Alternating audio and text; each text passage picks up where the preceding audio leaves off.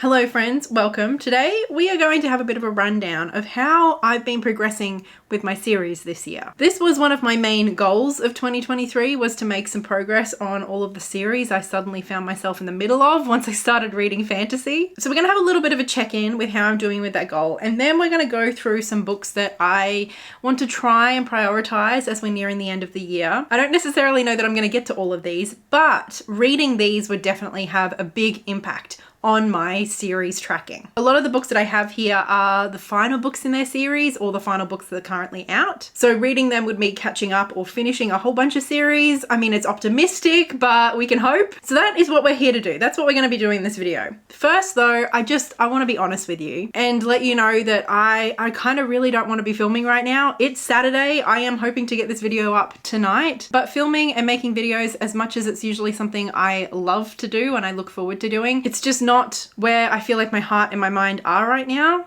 They are in Gaza. They are in Palestine. So while I'm sitting down to make this video, because I know for me, long term, prioritizing the things that I love and that I care about is important so that I can continue to be useful and show up in solidarity long term. I also just kind of want to recognize the fact that this feels a little forced for me right now, and also I want to make it clear that it's free Palestine today, tomorrow, and until Palestine is free. So I'm going to try to continue making videos once a week as I usually do. I know I skipped last week, not because I'm trying to pretend that nothing's happening or because I don't care, but precisely because I do care and because I need to continue tapping into the things that I love and that I care about so that I can keep showing up in the way that I need to. I just wanted to be honest and clear with you because I'm sure my energy probably seems a little bit off in this video, and I thought it'd just be easier to be upfront about it. And I suppose also just make space to acknowledge how I'm sure a lot of you are feeling at the moment too. So I hope that makes sense. Like I said, it's free Palestine today, tomorrow, and until Palestine is free. I'm going to hold that belief and that truth firmly in one hand while I take 15 minutes to chat to you about some books as well. So at the beginning of 2023, on my little spreadsheet, I logged 28 series. That's 28 series that I own at least the first book in that I have not yet finished the series for. On this spreadsheet, I have listed out books that are currently available, and I have little check boxes for books that I own and books that I've read. And then any cell that is highlighted in this kind of pinky red color is something that was checked off already at the beginning of the year. So there are a few series that I had logged that I have since decided to DNF. The first was the Frangipani Tree Mystery by Avidia U, I think it was. That was a cute, cozy mystery series that I didn't really like the first book in. The Priory of the Orange Tree, I mean, I thought that was a standalone when I bought it and I hated it, so there was no way I was reading the prequel. Finley Donovan is killing it. I read the first two books, but I had no desire to continue in that series. The Wisteria Society of Lady Scoundrels, I read the first book and DNF'd the second, so was not continuing. And then the Thursday Murder Club, I read the first two books. They were fine, but again, I don't really want to continue. As of now, I currently have 26 series on my shelves that I have not yet finished. So even though I've added a couple in throughout the year, overall we're at a net negative of 2, which is not too bad. However, I do have to say that I don't think that is because I've completed any series. I think it's because I've DNF'd series. Which, like, I'm still gonna take, but you know, it's not quite as satisfying as if I'd just finished them. So now let's take a look at some of the books that I want to prioritize reading towards the end of the year, because that would either check off some more series, which would be great, or it would just make some more progress in series that I'm already midway through, especially those that are longer series. Like I said, I don't know that I'm gonna get to all of these, but this first one, I really, really want to, and that is Turning Darkness into Light by Marie Brennan. And this is the 6th and final book in the Lady Trent memoirs. I've read the first 5 books in this series and I love them. I love this series so much. I do think that this is kind of like, it could be argued that this is a companion novel rather than like directly a sequel or the 6th book in the series, because those first 5 books are all Lady Trent's memoirs. Like, she is our narrator and it's her story, her looking back on her life. From what I understand, this 6th book is Lady Trent's granddaughter writing her own book and reflecting on her lived experience and then also on her grandmother. So it is a little bit different, it is a little bit separate, but I don't know. I love this series so much that like I know that I want to read this, and it would be very satisfying to like completely finish off and round out this entire series for good. This is an historical fantasy series where basically it's kind of like a very similar world to ours. It's just, dragons exist. That's the main difference. So I definitely want to get to this one because that would be a big tick for finishing a series completely, and one that I just absolutely love. Another book that I would love to get to this year is The True Queen by Zen Cho. I recently read the first book in this duology, which is called The Sorcerer to the Crown. Again, this is an historical fantasy. In the first book, we were introduced to this kind of like alternative England that had magic, but it was waning. England was becoming less powerful, like literally in terms of magic. And our main character is a black man who's kind of like at the center of all of this magical political mess. I really liked that book. Actually, in a lot of ways, Babel reminded me of The Sorcerer to the Crown in terms of some of the themes that it was exploring around colonialism and racism. This series I don't think is as broad in scope or as ambitious as something like Babel was, but I do feel like in a lot of ways it works better as a story and the characters. I loved the characters in the first book. So it's not too long a read and it's just a duology. So if I can get to this second book, that's another series ticked off for me. Next up, we've got Into the Riverlands by Nevo. This is the third book in the Singing Hill cycle. This is a series of novellas and I have really enjoyed the first two so far. And I think the fourth one is due to come out, at least in Australia, late December. So I definitely want to get to this one soon, partly just because I've been enjoying this series so much, but also it would be nice to be able to like keep up with the new releases and not get too far behind like I have with some other series. The next one I would like to get to is the fourth book in the Waywood Children series by Shauna Maguire. This is In an Absent Dream. I have read the first three novellas in this series and it's been a little bit of a roller coaster. I do own the next couple of books, so I want to keep trying. I loved the second book. I really loved the second book, but the first and the third didn't really do it for me. So I think unless I really quite like this fourth one, it might be time to DNF this series. I know it's hugely well beloved, like everybody adores this series. I know several of my favorite YouTubers talk about how every year a new book comes out and it's like automatically a 5-star for them. That has not been my experience, but like I do really love the idea of the series, and because I already own a couple of them, like I am keen to keep trying at least for one more book. But also because there is a chance that if I really don't like this one, I mean, that's 3 out of 4 that I wouldn't have liked.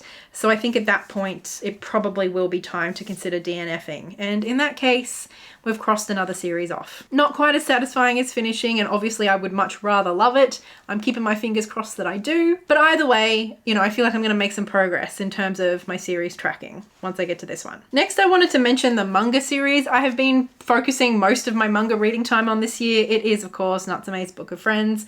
I am about to read volume 20. So I have made a lot of progress on this year. I had only read the first 4 volumes at the beginning of this year, so I've read like a good chunk of this series, and I think I have up to volume 28. I don't know if volume 29 is out yet, but like I don't have that much to go before I catch up entirely. This isn't the kind of manga that's just like super bingeable, like, you know, that you can't put down and that I just like keep wanting to reach for the next volume as soon as I've finished the last one. I think in part because they are kind of episodic, so there's not like this really big plot that's overarching the entire series. So it is the kind of thing that I just like to have in little bite-sized pizzas. Like I love reading a volume or two every now and then as like a bit of a palate cleanser, as a little bit of a hug. Even though I haven't like adored every single volume, I think I just love this series so much, and it would be really nice to finish the year off having caught up on Natsume. So even though I've still got 8 or 9 volumes to read, I am going to set that as a tentative goal. Now, this next one is the second book in a duology, so I really should be prioritizing it. This should be higher up on the list because, I mean, obviously I just have to read this one book and then I've checked off a whole series, but I am a little bit intimidated. It is He Who Drowned the World by Shelley Parker Chan. This is the follow-up and the conclusion to She Who Became the Sun, which was a pretty kind of like high militaristic fantasy book that I read. Did I read it last year? I think I read it last year. And for me, that was like a really strong 4-star kind of a read. It was pretty intense. It was pretty full on. There were some things about the characterization that I didn't always love, but overall it was just really engaging, and like I do want to know how it ends, but at the same time, like it was really brutal and I just don't know that I'm in the mood for it at the moment. And on top of that, it has been quite a while since I read the first book, so I'm a little bit nervous that I'm not going to like remember everything. That's one of the things about reading series kind of like as they're being released, is like you can have a year, sometimes 2, 3, even longer in some cases between books. And I'm not a big rereader. Like I don't know that I really want to reread She Who Became the Sun, at least not yet. So I don't know. I know that I should be putting this one up very high on my priority list. But it's just honestly, emotionally, I'm not there. If you have read this, feel free to try and convince me otherwise in the comments. This next book is the 5th book in a very long series, but it's one I'm having a lot of fun with. It's the 5th book in the Chronicles of St. Mary's. This one is called No Time Like the Past. I read the 1st book in this series late last year, and Blair got me the first 10 books in this series for Christmas last year. It was the 2nd or the 3rd book that I did kind of I found a little bit off-putting with some of like the relationship stuff. So I did slow down a little bit with my momentum, but I feel like I'm back on board. I'm back on the train, and I have been reading the short stories that kind of go in between each book as well. And these books I literally read in one sitting. They are so ridiculous and so rompy and so fast-paced. Like, I would not describe this as high literature, but they are just so fun and so dramatic and so intense. They do also, though, always make me cry. Like, it's an absolute roller coaster of emotions, each and every book. Basically, St. Mary's is an institute of archaeologists who travel back in time to study and witness historical events as they happened. And they almost always end up in an absolute mess, as you would expect. They're just highly readable, lots of fun. Like I said, I've got the first 10 books on my shelf. I don't know how many books we're up to in the series. I think like 16 or 17. So I have a while to go yet, but I'm still having a lot of fun. So I want to keep reading them and eventually catch up at some point. Then a book I have been meaning to read basically all year. It's Before Your Memory Fades, which is the 3rd in the Before Your Coffee Gets Cold series. I read the first book a few years ago and I loved it. I didn't love every element of it, but there was one story in particular that just literally broke me. And I did read the second one and I thought it was cute and cozy, but it didn't have the same impact as the first did for me. And so I've had this one on my shelf for quite a while, but I'm wondering if it's one of those things where I don't know that I really need to keep reading. I know there's even more. I think there's a 4th one coming out, and there's more that exist in Japan that haven't been translated yet into English. I just don't know if it's the kind of series that I need to keep reading. I kind of feel like I got what I wanted from the first book, but I mean, I have the 3rd one already on my shelf, and I kind of feel like I should at least try it. And I think once I do read this one, then I can decide whether I want to keep going in the series, and I can, add some more books to my spreadsheet, or I can decide to like respectfully DNF it. The next book comes from another series that I love, but I just haven't made progress on in a while, and that is Murderbot. This is Network Effect. I think this is the one that I'm up to. I'm a little bit confused. Yeah, so I've read the first 4 novellas, and then this is the first like full-length novel, which is the 5th book in the series. And then I think we already have 2 more, or maybe we're getting the 7th this year. I do think the fact that this is a novel rather than a novella has definitely kind of put me off. I just love the novella format for Murderbot, and I don't know that I don't know that I want a novel of Murderbot. But I don't know. Let me know. I would love to hear from you in the comments if you, like me, have been a big Murderbot fan.